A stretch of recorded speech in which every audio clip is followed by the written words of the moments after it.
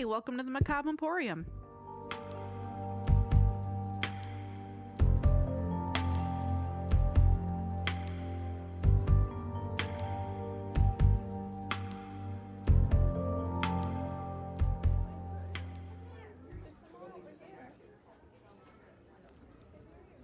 Welcome back to Macabre Emporium. This is episode 8. This will also be part 2 of David's episode from last week where he talked about Tony Kiritsis and the Dead Man's Line. Yep. And it's going to be a long one. He's got a lot of pages. A lot of pages. That's what my mouth meant to say. It's not really a lot of pages as you want to claim it to be. It's not, but it is going to be a long one, so we're going to not fuck with chit-chat today. We're just going to get straight to it. It's not the 70,000 pages you kept joking about, and you saw me still continue to type in between customers coming into the store today. Well, you know, shop customers need love too. Right. If there happens to be any chiming or weird background noises, sorry, we can't do anything about it because it is extremely windy outside today during our recording. Yes. So very windy and very cold. So if you hear a wind chime, that's what you're actually hearing, a wind chime. You're not imagining it. So yep. As Sarah said, we're not going to be much chit chat today. We're going to get right into this because I only have probably 5 pages, not 70,000 as you were joking earlier. Tomato. Okay, anyhow.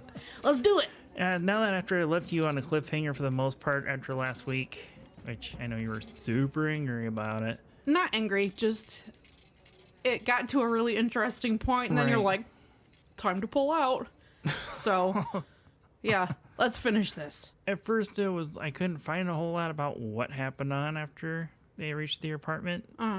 But I did find some more information after I looked through the documentary A Dead Man's Line that a lot of my material came from, because the Wikipedia page was very vague. So I had to go back through and read through a lot of what was available from there and watch their YouTube videos. Yeah. If you haven't listened to part 1 of this, go back and listen to it, because you're going to be lost if you don't. Yes. Also, it's a fucking bizarre case. Even just the half that you told in the last episode. And then you left it on a cliffhanger that was really not infuriating. But it was at a point that I was like, oh, it's getting good. Let's go. And then you're like, okay, bye. So, yeah, let's just go. So last week I ended it with them getting into a police car and speeding down Washington Street in Indianapolis towards where Tony lives.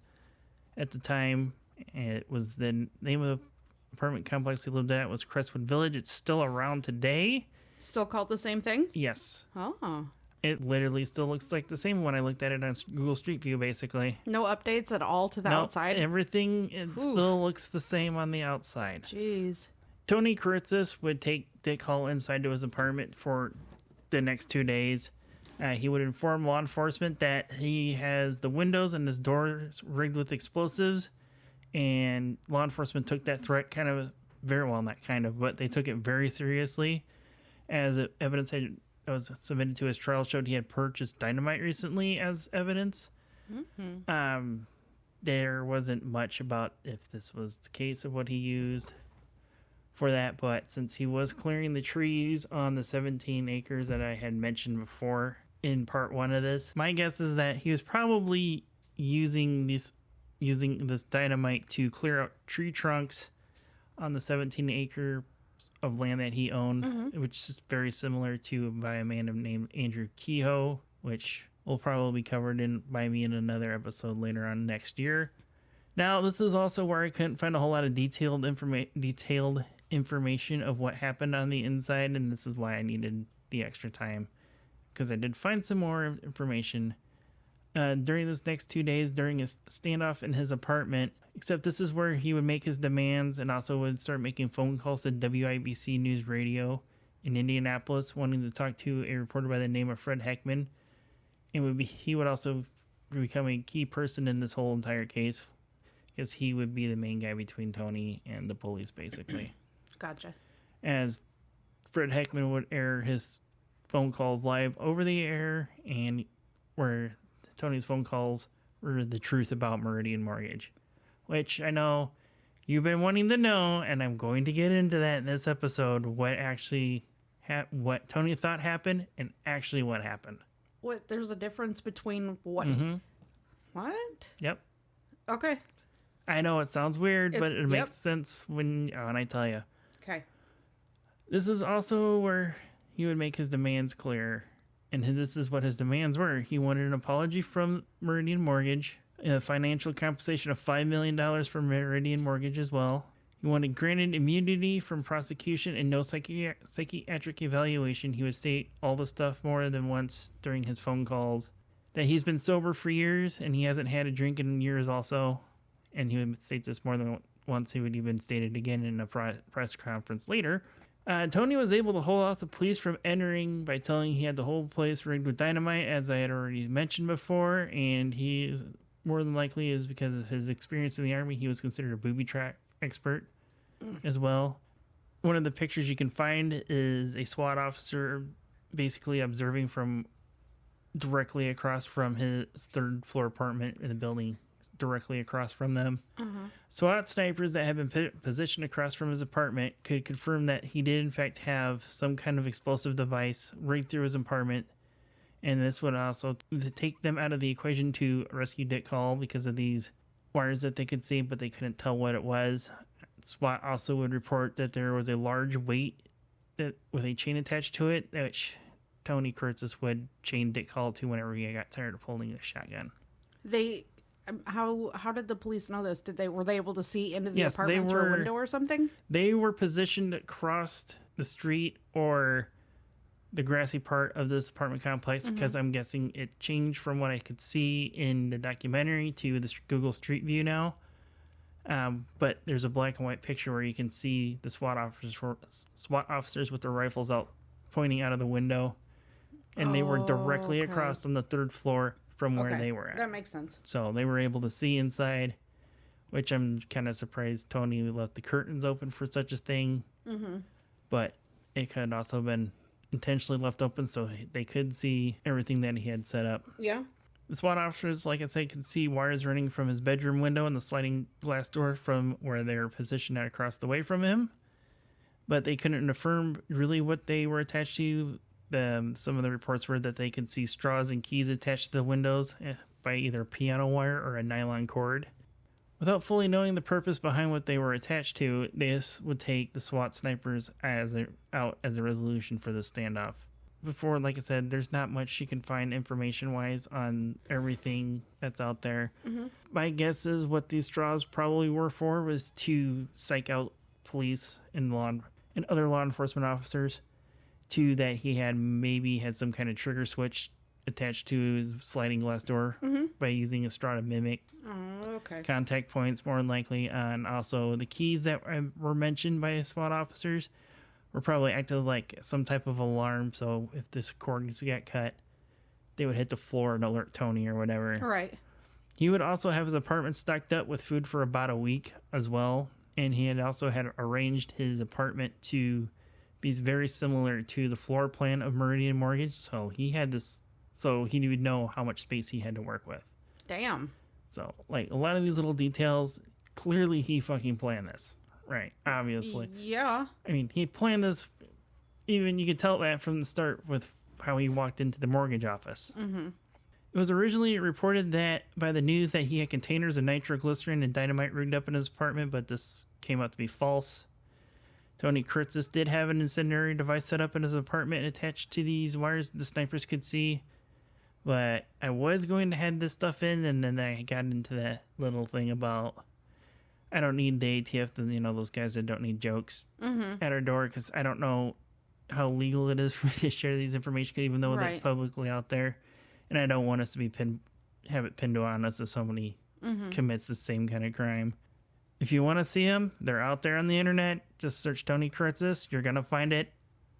So with that said, I'm going to keep on moving. Even though it was quite ingenious with using my knowledge from the fire service on how certain materials, as I will say, spread, how it's set up. It was actually quite ingenious on how simple this would work and how much damage it probably would cause. A lot, I'm assuming. It could have, but there wasn't really anything quote-unquote explosive in this setup, but I could see how this fire would spread quickly if it was used from an incendiary device of this sort. Okay. Also, like I had mentioned before, that I couldn't find a whole lot of things that went on, which I mentioned a couple times already. But in one of the few interviews that I could find that Richard Hull, or Dick Hull, depending on how you knew him, that would be one of the three that he'd ever do, was for a news station down in Indianapolis when they were running a 40th anniversary news story on this whole incident. And this is a little bit of the information that I could find that went on between the two of them when he was in their apartment. Okay. Dick Hull would recount on what happened after they arrived in Tony's apartment. He would say that Tony would shift the shotgun around to where it's now facing Dick Hull, and Tony would sit across from him at his dining room table in his apartment. And then Tony would tell him, "We're going to have a jury trial, and that I am the judge, the jury, and the executioner." Well, the whole time he's having this shotgun pointed directly into his face. Jesus Christ. He would also say that Tony had about 100 questions for him about the events that happened between them and everything else that happened that drove Tony to this point, but questions aren't available online anywhere, unfortunately. It's probably just be like, why did, what happened with this company and why they pull out and so on and so forth. Dick Hull would also call his dad at one point during the standoff and say to him, "Dad, we have wronged Tony and we got to do something to make this right." And it was also one of the very few phone calls that Tony Kiritsis allowed Hull to make, but didn't listen in on this particular phone call for some reason. I'm going to guess probably because of it being one of his parents. But Tony could tell by the look on Dick Hull's face that he didn't get the answer that he wanted from his dad. His dad, Dick Hull would say, is like, "We didn't do anything wrong, like, son."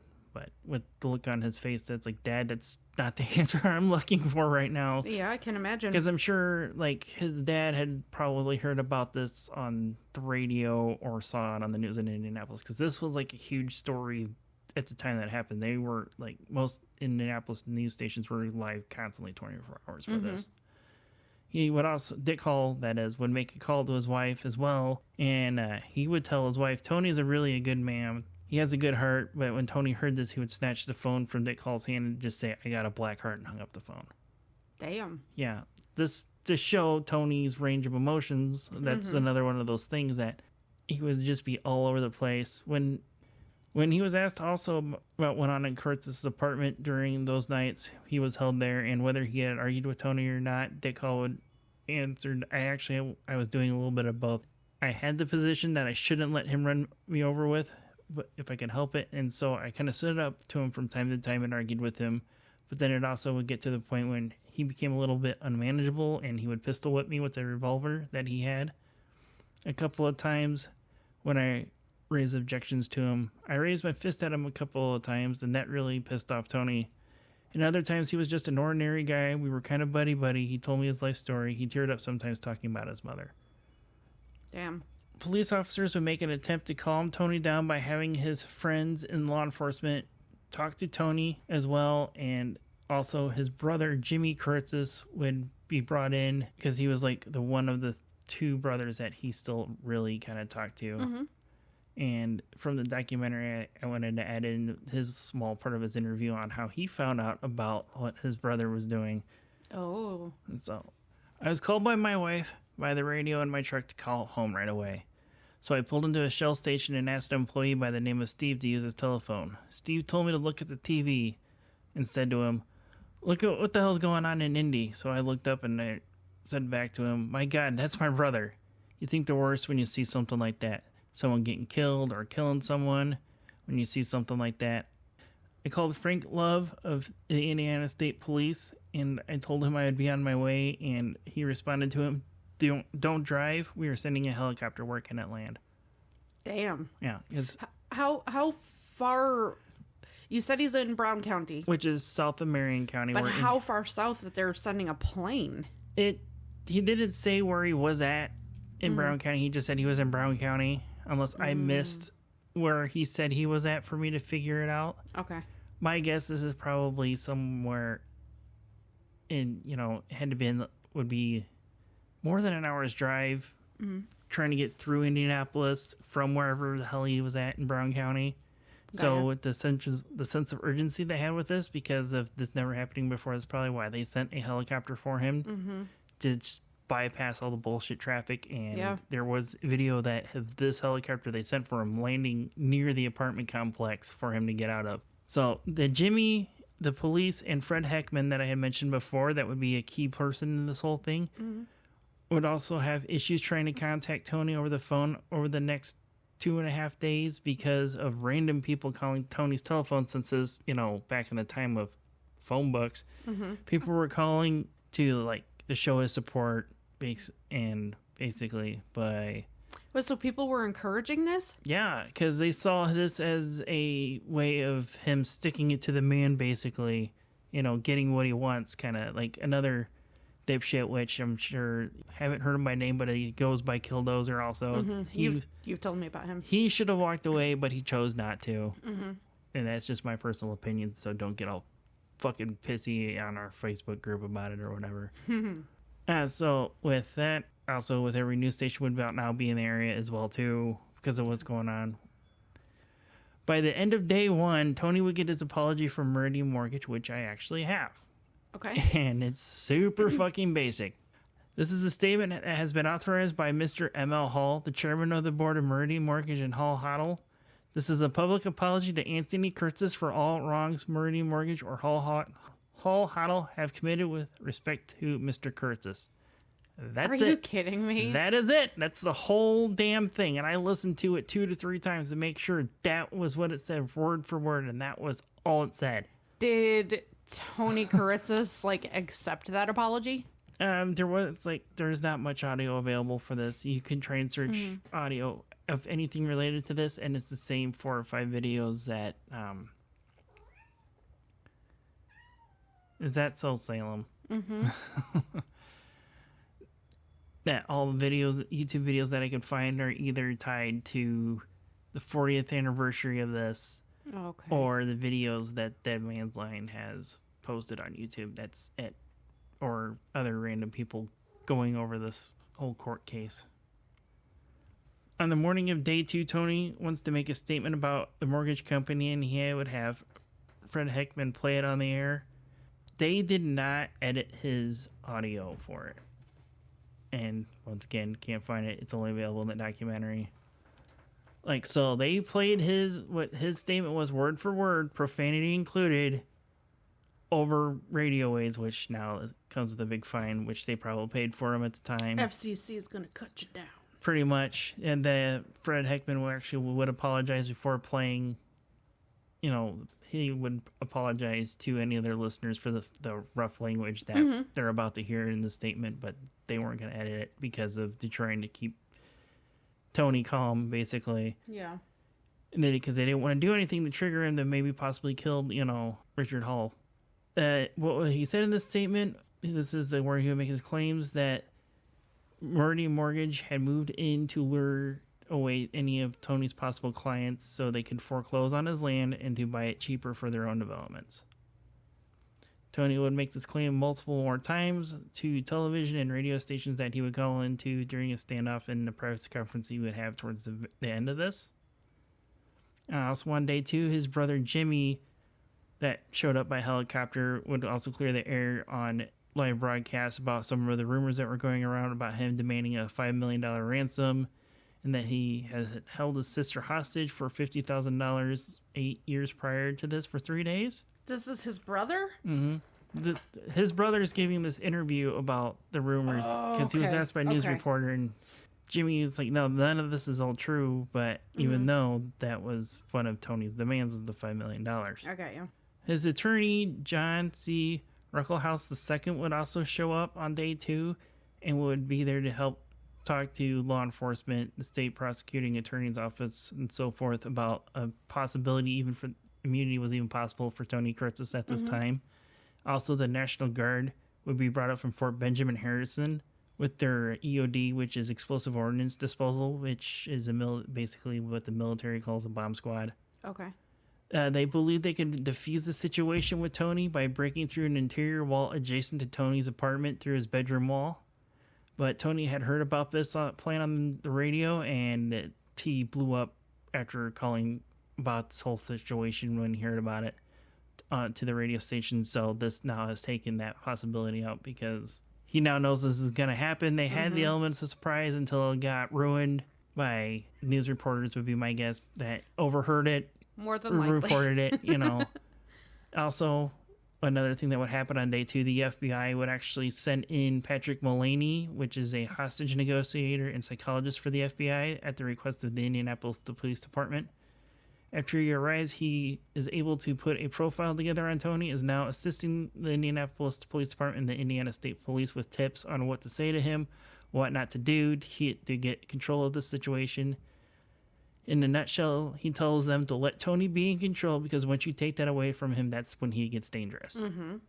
And that's basically what happens on day 2. Like I said, not a whole lot really goes on. Yeah. It's a lot of back and forth with hostage negotiators, a lot of bullshit with the news media that he's hearing, and he's calling in to WIBC to talk to Fred Heckman and to relay, like, he wouldn't talk to anybody else but Fred, so he would call him, he would talk to the police, and it would be so on and so forth. And like Indianapolis Police Department and state officers they talked to said that Fred Heckman was like the key person in this whole thing, because that's who Tony would only really talk to. And Fred Heckman was also considered like the Walter Cronkite of Indianapolis. Okay. So, on day 3, this is when Tony's emotions are starting to be all over the place, anywhere from being anxious, happy, and depressed at times. And they were constantly changing. Mullaney from the FBI is now suggesting that making upbeat comments to Tony during negotiations to pep him back up when he is talking to them, because he is afraid that if they don't keep him talking, that's when somebody's about to die. Ugh. Yeah, like we're getting like he's probably hasn't slept a whole lot. I mean, how can you sleep and hold a gun to somebody? Yeah, well, that was one of the things about the table that he has in his apartment where him and Dick Hall would sit at. They actually fell asleep with him holding that gun, and they were surprised it never went off. Wow. Yeah. And that's basically what's going on during the day of day 3, is them just trying to talk to him, and Mullaney's doing his profiling, giving him tips and whatnot. And this is where George Marks, the deputy prosecutor of Marion County, comes in and reads a statement granting Tony Kiritsis immunity. And what was put in their official statement was, Mr. Anthony George Kiritsis, the Marion County prosecutor James F. Kelly, does by here confer and grant to Mr. Anthony George Kiritsis immunity from prosecution with reference to the abduction of Richard Hall and all subsequent acts done or alleged to have been done or caused by the said Anthony George Kiritsis.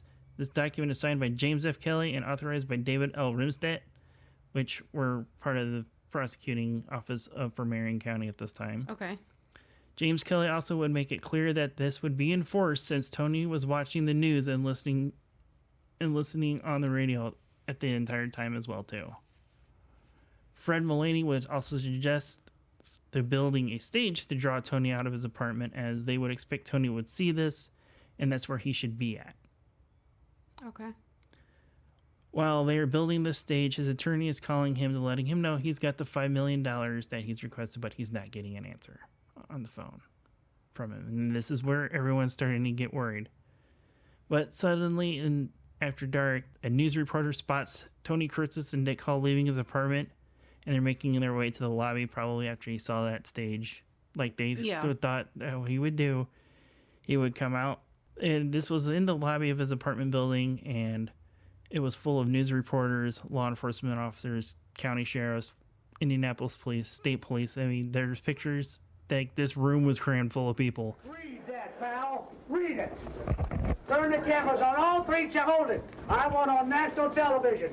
I've been called a kidnapper, an extortionist, a thug, and everything else.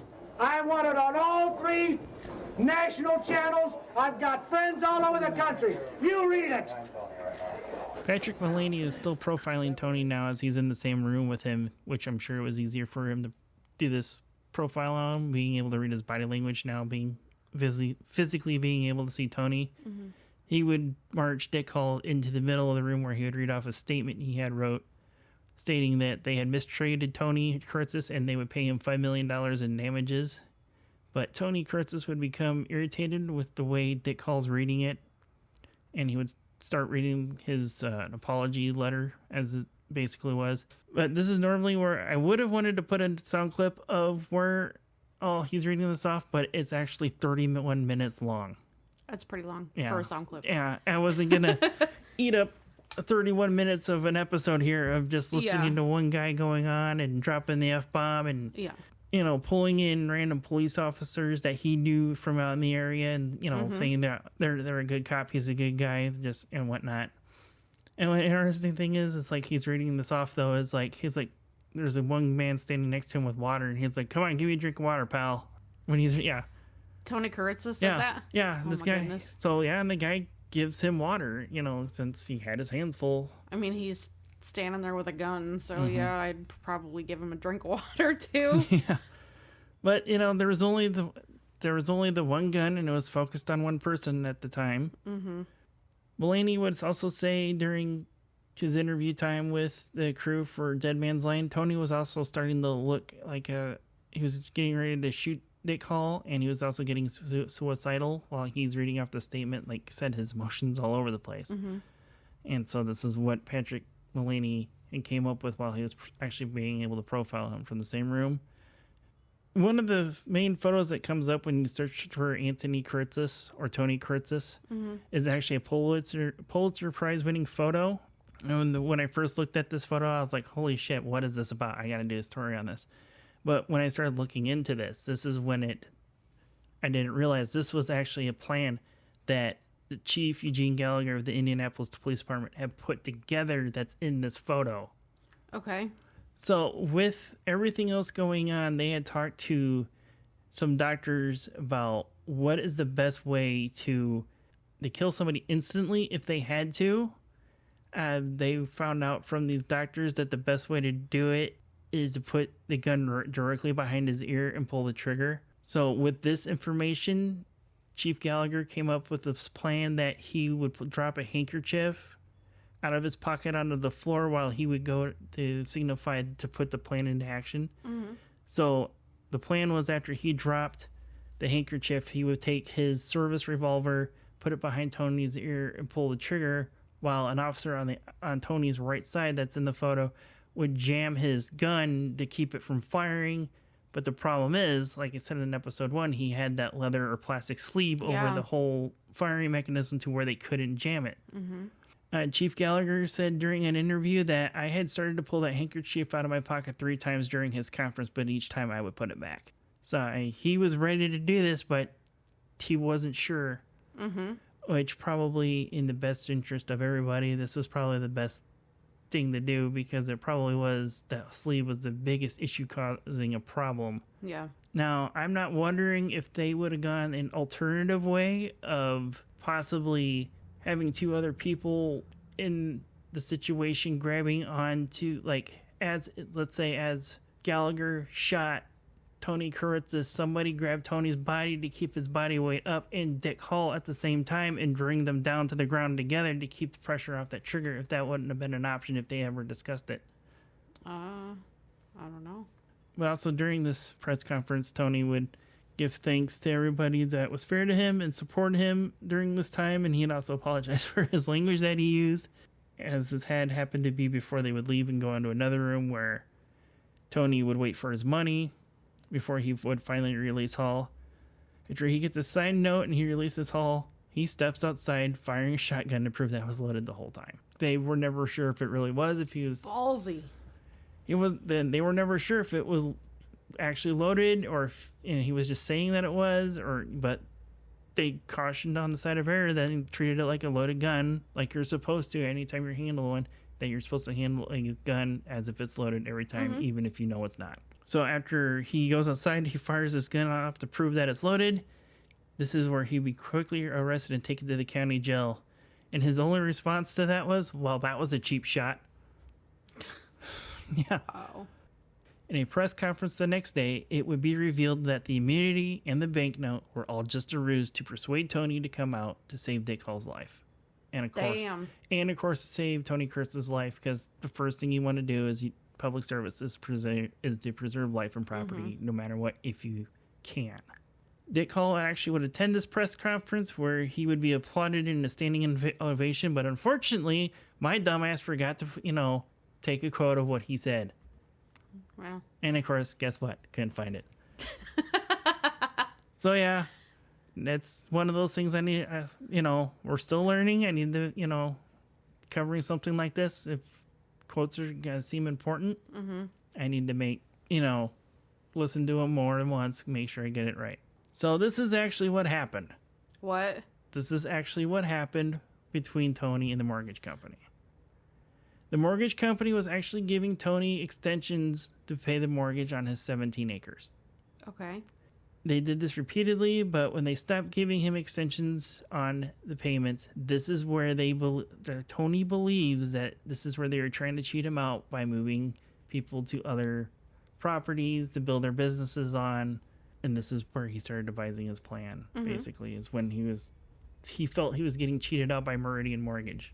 But there isn't any evidence to clearly back up that Tony's claim on that. And now you mentioned that what I said about the sister. Yeah. That actually happened. Really? Yes. During his trial, his older sister would testify that this was very similar to when he broke into her house 8 years before this happens. And he held her at gunpoint for 3 days to demand a settlement for the work that he did at the family-owned trailer park. And like the situation that with Dick Hall, he then also would demand not to be sent to a psychiatrist and not to press charges, so basically immunity again. Why is he so against going to a psychiatrist? Probably because he didn't want to be locked up for a majority of his life. Because he's fucking nuts. Well, yeah. There was never anything that I could find released about what he was ever diagnosed with. Explosive something, I can't remember. Is it like intermittent explosive disorder? That's the term I'm looking for. IED. Yeah, I'm sure you, with your line of work, you can... No, you know these terms better than I would. Yes, sir. So this is where his case was very controversial. Ooh, you wanted to clap right then, didn't you? No, so... Not really. After reading through all this, this was like the OJ trial of its time. Okay. Ain't the Casey Anthony of its time, basically. I mean, that's... Yeah, I get it. When his verdict was read, it was actually announced during an Indiana Pacers game, which is the NBA team we have here in Indiana. Ooh, not the NASCAR race? No. Oh, I see what you're doing. I've been to that actual NASCAR race we have here, and it's actually quite boring in person. That's what you said. But anyhow, yeah, his verdict would be announced during a home game of the Indianapolis Pacers. Okay. Indiana Pacers. It's actually Indiana Pacers, not Indianapolis. Anyway, oh, getting off track. I wouldn't have known either way. I know you wouldn't have, and so most people wouldn't either, and I'm probably still wrong anyway.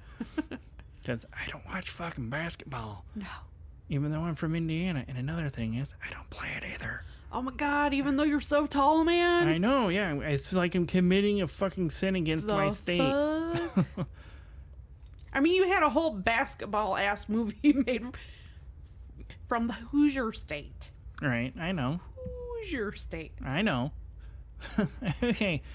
So, as I've said, and we've been getting off track, there would, as high profile as this was, people were backing Tony, calling him a hero, basically. There's a small clip about his patriotism.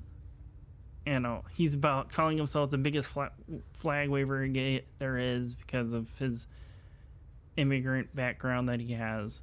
What? Okay, so what nationality was he? Not that it matters. His parents were Greek immigrants. Oh, they make some good fucking euros. Mm-hmm. Anyways. On October 21st, Tony Anthony Kiritsis would actually be found not guilty by the reason of insanity. As to count 3 of the information, the form of the verdict is, we, the jury, find the defendant, Anthony G. Kiritsis, not guilty by reason of...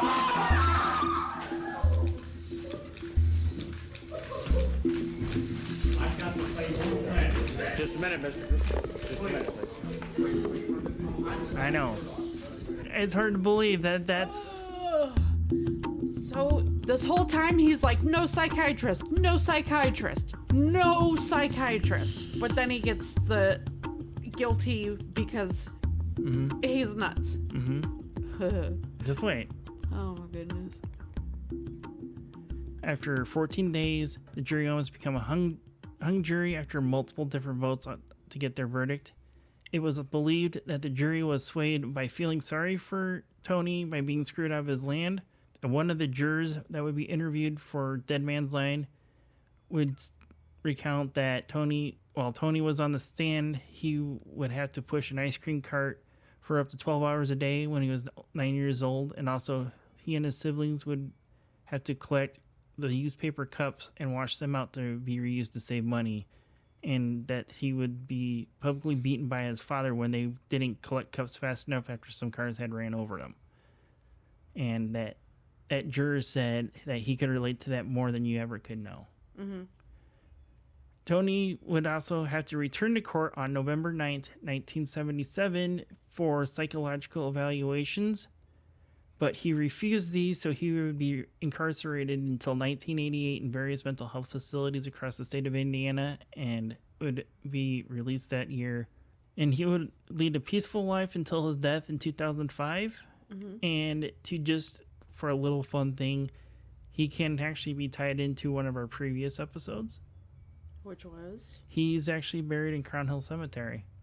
Of course he is. Yeah, well, like I said, over 200,000 200,000 people have been laid to rest there. We're probably going to run into that from time to time when we do Indiana. Yeah.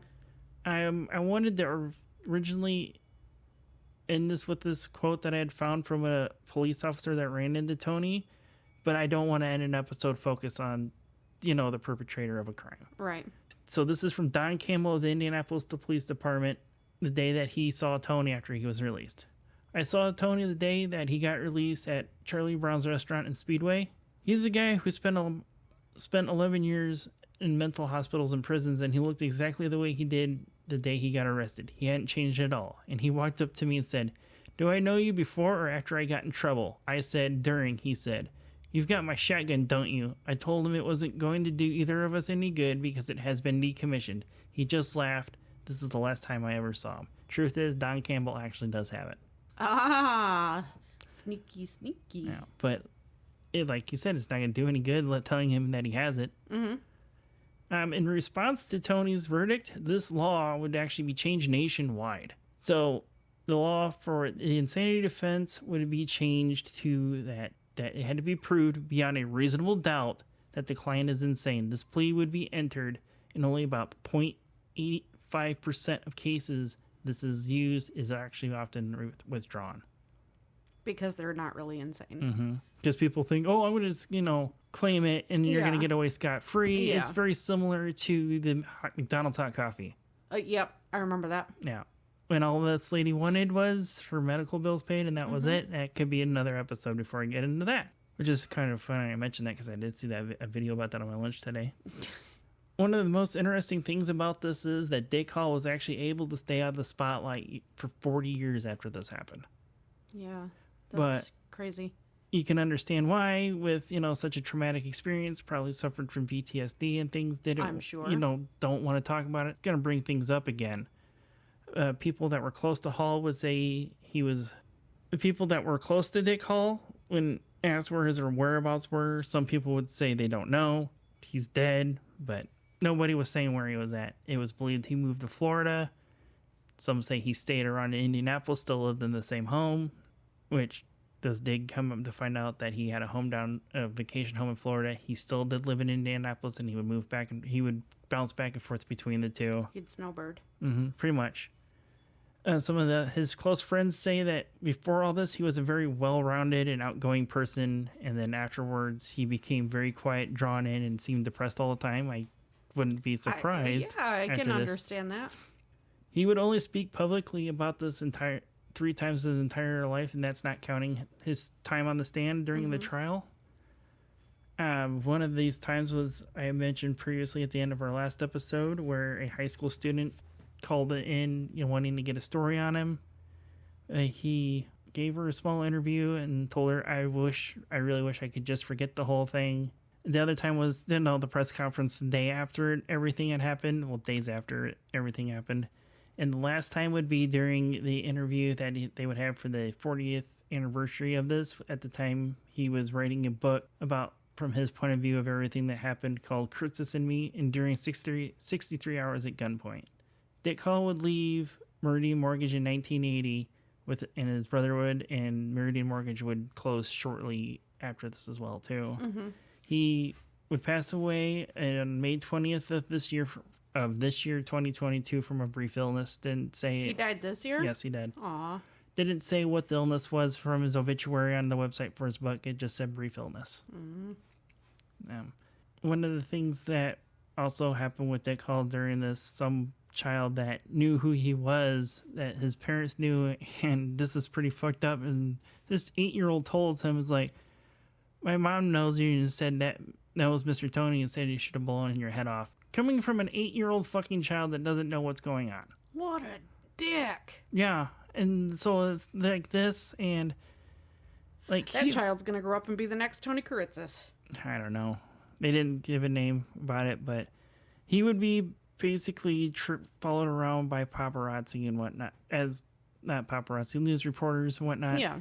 Like, one of the things he recalled was that seeing him on the fucking news, just having a beer with his family, and they were filming him through a fucking window. And Dick Cole would say that he didn't have any problem with media. He just didn't like the constant badgering witnesses, not badgering the witness. This is not, on trial anymore. Badgering him, being part of this, and he just wanted to forget it, move on with his life, and it just keeps getting brought up. So I could see why his friends and family could say that, he became quiet and depressed from this because he just wants to move on, and people keep bringing it up. Mm-hmm. So after 2 episodes, that's the story of Anthony Kiritsis and Dick Hall with the Dead Man's Land out of Indianapolis. That's crazy. Yeah. And that's just crazy to me. And the thing is like, later, shortly in the next year or a few years after that, somebody else held another, 1977 was the start of a widespread string of hostage situations. While watching this, I found out about one man that took a news station hostage, which I might do as a subject later on next year, and when I look into it, because the small clip that I watched about it, he's standing there holding the gun, doing an interview, all calm, being just talking to you like I am now, and people come, he sees coming, he's like, yeah, come on in. No, you got nothing to worry about. Just come on in here, just being super friendly while he's holding this fucking gun, holding this news station hostage. Wow. Yeah. So, I want to hear that one. Yeah. So maybe I'll have to look into it. Yeah. Even though I'm probably going to take up most of this episode, what do you have for us this week, Sarah? What do you think I have? I'm going to guess, maybe true crime. No. What? No. Okay. It is going to be it's not a long thing. So mine is folklore. Okay. And it's not a long read. Mm-hmm. When I had seen, browsing through looking for topic ideas, had seen this one, and it's been sitting in my favorites, right, waiting for a time to use it. Oh, With it being so short, I'm like, you know what? He's got a lot to read. I'm going to go ahead and bang this out and be done with it. Oh. So, it is about the CAUGHT-SHEE. Okay. Which, if you look at the spelling of it, it is literally cat, CAT, -sith, SITH. And my dumbass read it as cat-sith the entire time. So just people that pronounce Owen as Sam Hain, kind of basic. I really whited it down. Yeah. But it is CAUGHT-SHEE. Okay. Okay. So, it's... Do you go into where that comes from? Yes. Okay. So yes. Then I'll not ask that question. Yes. So it's been well documented and even immortalized in books, movies, and TV that the ancient Egyptians worshipped cats. Mm-hmm. And you know that house cats walk around like they expect you to worship them. Little bastard. Well, except for Salem, he's not walking expecting me to worship him. He's expecting me to leave him the fuck alone since I'm always picking him up all the time. I think when you pick him up and they both want down that quick, I think it's just the height. I don't think they like being that high. I guess. I don't know. It's even when I'm sitting down and he comes and taps on my chair like you just heard Ginger doing just now. Yeah. He still is that way. Right. But I'm sure you like the whole scene of me 6'5" chasing after a fucking 12-pound black cat through the house. It is pretty force great. attention on him. Pretty great. Yeah, so in ancient Celtic mythology, the feline species were not only there to worship, they also just so happened to be magical beings from the fairy realm. And then you enter the CAUGHT-SHEE, or in the English translation, the fairy cat. Okay. You talking about the lore of that? It reminded me of a story, but I'm not sure how much true it is because of how much creepypasta there is about Hispanic belief on cats is that if you ever see a cat stand up and ruffle its fur at a window, doorway, he's actually distracting the devil from trying to enter your home because as the lore goes, the cat will make a deal with the devil that he has to count all the hairs on their body before the cat lets them into the home. And just before he finishes counting, the cat will get up and ruffle their fur so the devil loses count. No, that's not in this one, but you've told me that before, and I think that's pretty cool. And the thing is, I've seen Salem do that once. Well, I mean... Which I'm not surprised it would be Salem to be the one that does, as much as he screams into our bathroom mirror for no fucking reason. Right. Or the way he was looking into the oven earlier. I wish you really could have caught that. Anyways, so the CAUGHT-SHEE is said to travel with its counterpart. You ready? Mm-hmm. The coochie. So this is the cat-SHEE and the coochie? The caught. Like I caught a deer. Okay. The CAUGHT-SHEE and the coochie. It's like the Japanese twins of Austin Powers, basically. So, okay. The coochie literally it's in translation is the fairy dog. So it's the fairy cat, the fairy dog. And that's the only thing brought up about the coochie. Yes, we're children. Stop. Do I need to go get the bottle of ketchup out and squeeze it too and get them all out of the fucking way? No. Get the fart sounds out of the way from the ketchup bottle? Okay, I'm going to go on. Okay, hold on. Uranus. Oh, okay. Now we're done. It resembles a large black cat with a white spot on its chest. Very similar to somebody else around this place. Salem does not have white on his chest. Yes, he has. Does he? Mm-hmm. I thought he only had the white on his primordial pouch. No, I'm pretty sure he has a little bit of white on his chest. He may. Maybe he's a CAUGHT-SHEE. Okay. Anyways,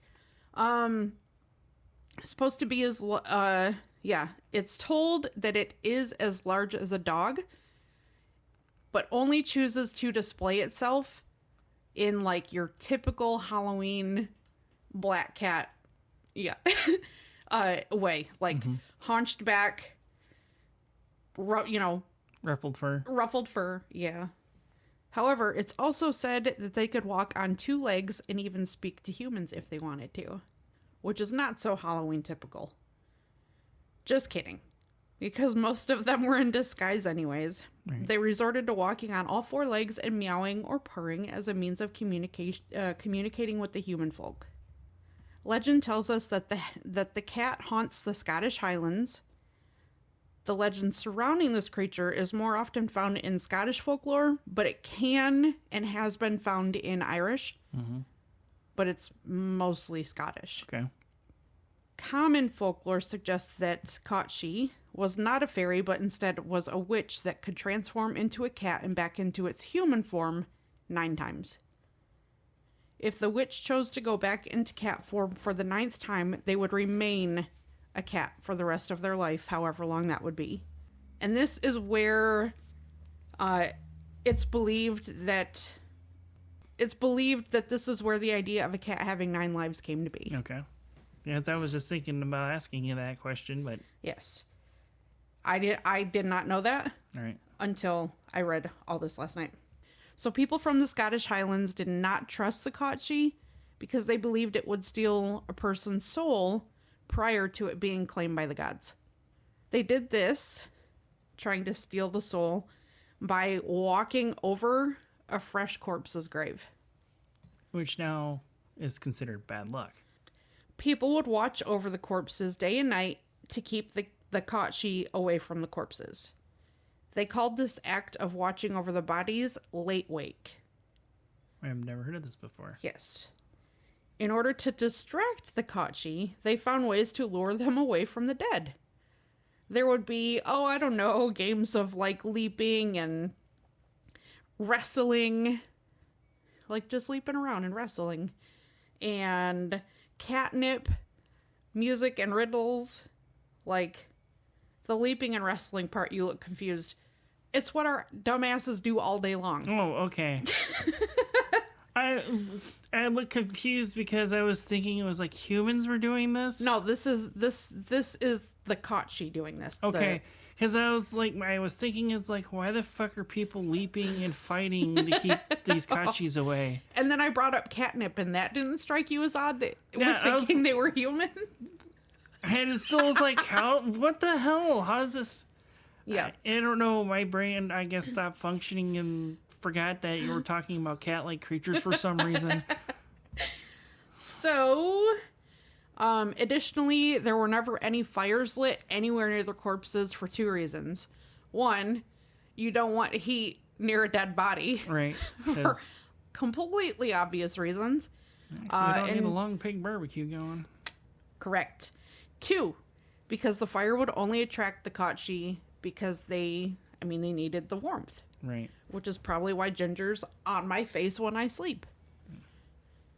The CAUGHT-SHEE is quite possibly the very first folklore tale that is responsible for the modern day association with black cats and Halloween. On, you don't know? I was hoping you'd be like, October 31st? Samhain? No. Oh, on Samhain? On Samhain, it's believed that the CAUGHT-SHEE would bless any home that left them a saucer of milk to drink.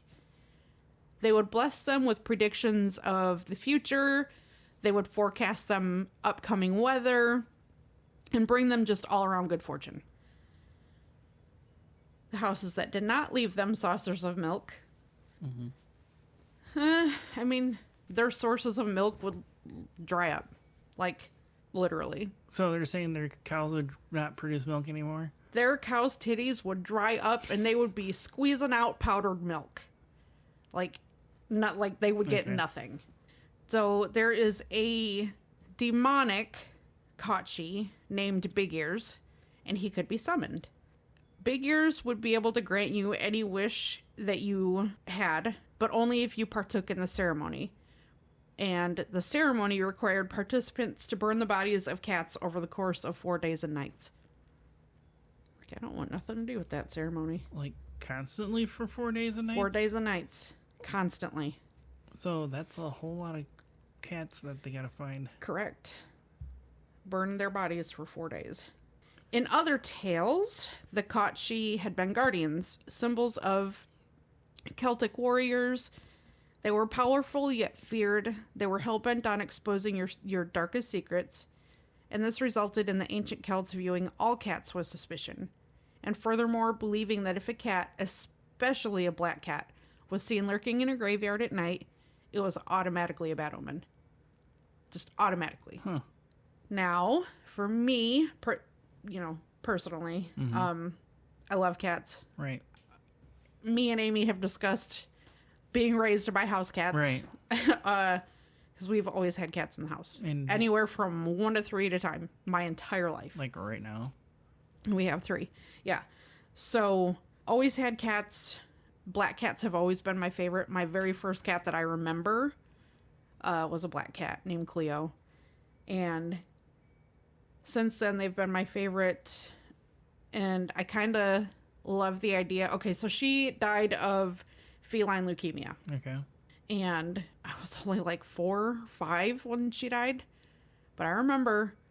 And it just kind of made me smile reading this to think that, you know, she passed away and went back to the fairy world. I just thought it was cute. But that's it. Yeah. There ain't shit on this other than that. Like, I looked up multiple pages. And it's like with you associating this with black cats, I'm thinking about Salem as you're reading this off, and like the saucer of milk. I'm like, yeah, that's not gonna fucking happen. Maybe if it's a saucer of freshly baked fucking salmon. Yeah, maybe if we leave a saucer of pureed salmon, maybe. Yeah, it just does not sound appetizing. I'm sure there's probably a mid-century fucking recipe that deals with a salmon jello mold out there. Oh God. Salmon jello. Oh my God. I mean, I can't do jello to begin with. Right. But then you throw in a fishy fucking smell and flavor, and I'm like, I'm right. Either puking or puking. Well, you know, there in the 50s and 60s, that was like the rise of the jello salad, you know, basically. And thankfully God. it went away just as fast. And it makes me think of the fucking jello mold that the aunt from Christmas Vacation brought to Christmas dinner with the cat food in it. Yeah. Yeah. But I had found this super cool picture of, obviously art of the CAUGHT-SHEE. Look how cool that is. Mm-hmm. It looks like a more goth Salem. I know. Punk rock pussy. But yeah, I just thought it was super cool. But yeah, that was the whole thing. And I literally looked up pages upon pages upon pages. And there was a lot of repetitive stuff. It was a lot of repetitive stuff. So mine's going to be another one out there, and it's going to be just as repetitive. Not getting no new information from me. Well, you never know. Somebody might have not heard of it. And that's been our main focus, is to talk about the lesser known things. Yeah. And, you know, some people might have heard about some of the stuff that we have it for. You know, somebody has said that about when I went over James Huberty, that they had heard about it before, but I've heard of him, but didn't know of what he did. I had heard of the McDonald's, and I had seen pictures of the bodies. Right. Long ago, but I never knew the name of who did it or anything behind it. I had just seen the pictures. Right. Let me guess, probably Rotten.com. I mean, you know, could have been. Yeah. Yeah. More than likely. Because our generation was brought up on that, and that's why we're not Hell so yeah. shocked by things. Rotten.com and E-Bombs World. Yeah. Jesus. We're old. I don't even know if they're even still around. Rotten.com? Or E-Bombs World. Rotten.com hasn't been around for years. Years. I wish it was, though. I fucking loved that page. Yeah. That's the kind of weirdo I am. No, I'm not, because, you know, my time spent in public service seemed more than you needed to. I saw and I smelled it. I got it in fucking 3D vision, basically. Ooh, smell-o-vision. Yeah, so yeah, I'm good. I had no interest in Rotten.com. So. You're probably also a little smarter than I am, so... I mean, yeah, I am curious, but, you know, I'm curious to a point that I don't need to go seeking shit out like that. Yeah, I'm curious to a fault. Right. Like, what? Chick sticks her head out the window and gets her face blown off when she hits a stop sign. What? Let's go look it up. Right. I've seen that video numerous times too. It's a real thing. Oh yeah, I know. I remember seeing headlines for it. Yeah, we all of us weird sisters, right, had our times and websites, and I'm sure anybody that listens to true crime, you know, has done the same thing. Oh, I'm sure. If not, like, just out of curiosity, just random fucking people. Right. They've definitely looked up crime scene photos for probably the big six. Yeah. And, yeah. So, it is. Whatever. Yeah. I'm sure it is, but, I mean, most of my curiosity is just looking up the people that other shows have talked about, just so I can see what these people look like. I have done that a couple times, yeah. It's like... I think we've talked about this before in a previous episode about, like, Andre Chikatilo was, like, one of the worst ones of... Oh, yeah. It's like... if... He's like a scrote sack in... Right. Fucking human form. Seriously. A scrote sack in human form. Like a melted candle. Right. Melted candle wax over a fucking scrote sack. And no teeth, like... Yes. Doesn't help. It's like, what is big deal? You expect Andre Chikatilo to look like Look like Playboy? No. Oh! What? See what you did there. You're going to bring that shit in anyways, weren't you? Uh-huh. Go ahead. Go ahead, because you're very involved with this, and I make fun of it because I think it's fucking stupid. But you're big into it. I'm not going to fault you for it. Well, I really don't want to do it, but, you know. We've already talked about it. It's one of your favorite podcasts. I know, and I made some friends along with it, you know, so before we close out this episode, any fans of Time Suck that are listening, I would like to wish you all a happy December as we are now a week into it as the time this episode is released. Can I do it? Well, what's that? Gay! Okay. Whatever, no, so. I had to. I let you do your thing, you let me do mine. I know. But I have the power of cutting you out saying gay. Oh, no, you don't. Oh, yes, I do. You do, but don't. Which, yeah, I can do that, but you wouldn't know how to put it back in. But you don't. She just doesn't really think it's gay. She's just giving us all a hard time. I don't think it's gay. Do I think it's borderline obsessive? I mean, do you think we're kind of borderline cultish, maybe? Let's see. Cultish curious. Nah. Never mind. I know what you're saying. No, I don't think it's a cult. I think it's just a weird fucking fandom. Now, you know. Or a weird fucking dandom. We're done. Oh. Let's stop this. Okay, so that said, I think it's about time we close the Emporium up for the day, Sarah. What do you think? I agree. So, with that said, remember to creep it real, but not like by putting a picture of Dan Cummins' face as your avatar for the whole month of December. It still may happen. You know. Bye! Bye!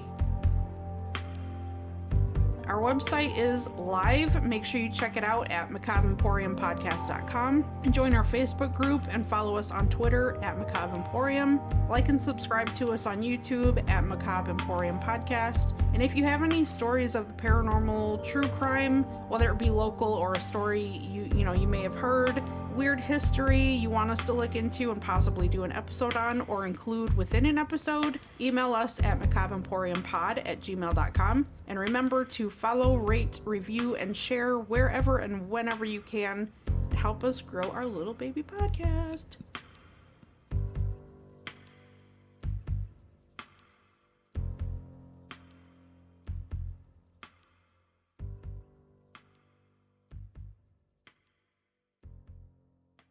So what did you have for this episode? Mine is... What do you think it is? The fucking heater needs to go suck a dick. Oh! Right?